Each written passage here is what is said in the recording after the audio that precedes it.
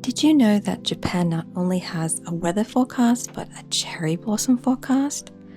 And as of this last Thursday, March 19th, is the official day that cherry blossoms have bloomed in Tokyo and expected to reach full bloom by the 25th on Wednesday. It seems it's going to be a short window since it's been rather warm, so if you're in Japan and you need to get to them as soon as possible for the Tokyo area, now is the time. It's going to be different for other areas of Japan, so just make sure when that's going to be. Many visitors that come to Japan think of spring in Japan as cherry blossom themed items, food, and cherry blossom viewing. However, spring is a much bigger time of the year in comparison to other places in the world. This is the biggest change in a season in Japan, which is going to take place starting this month. In March, many students will be graduating. People will be moving to new jobs. It is the biggest moving season of the year before April begins. And in April, school begins, new jobs begins, so it's a high volume of people moving all around the country trying to get adjusted to the new situations. So as we're coming out of the cold and dry winter, finally comes in a new life through the plants and the rain starts to finally pick up.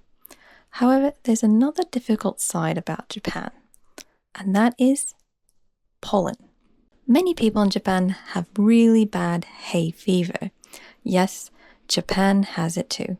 And since March, it has been covering just about everything and making it particularly difficult in Tokyo since it's an asphalt city.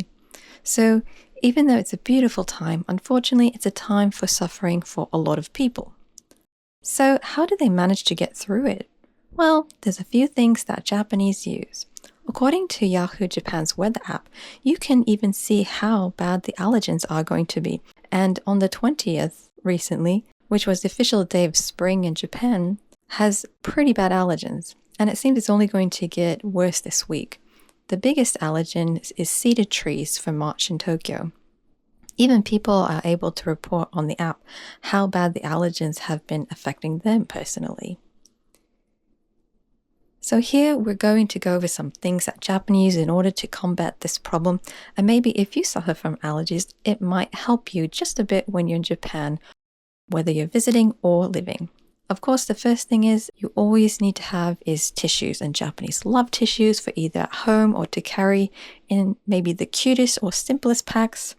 You can even get free handouts around town with adverts in them or advertisements in them. So look out for those people handing them out of tissue packs.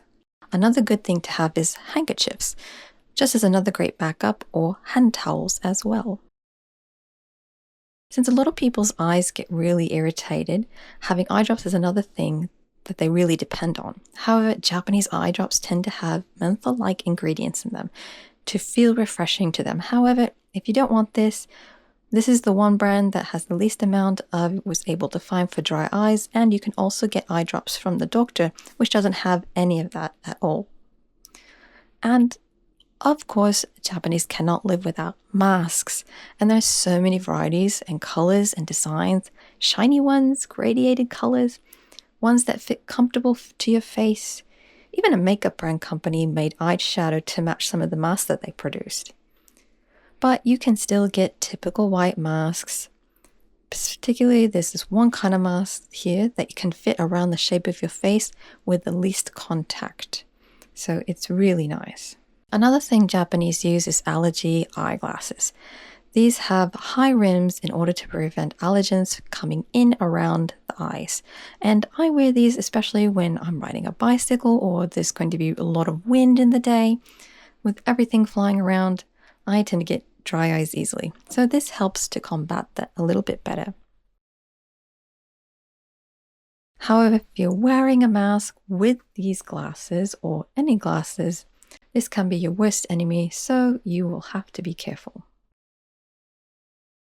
And this is not an allergy medicine, but if you're traveling and you get a sore throat or you're sick, maybe you just need something to soothe your throat, especially since it's very dry.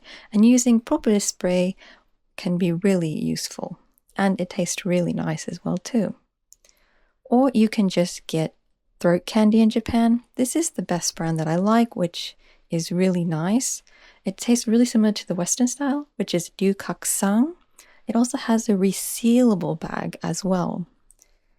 But if you're still having trouble or you're actually getting a sore throat, like a cold, you can get the actual medicine that they make as well too.